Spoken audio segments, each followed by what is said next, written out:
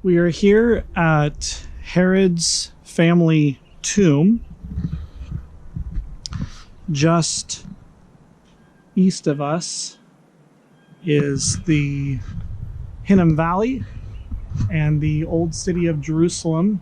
You can see the walls on the other side of the trees. Every website we looked at to research this site tells us that the grave is behind the King David Hotel.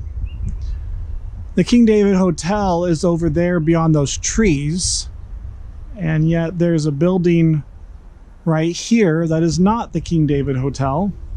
So Herod's family tomb is not located behind the King David Hotel.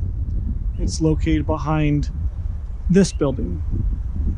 Herod the Great was buried at the Herodian, a few miles outside of Jerusalem, but this is the tomb that many believe his family was buried in, particularly his wife Mariamne, whom Herod the Great murdered, is believed to be here.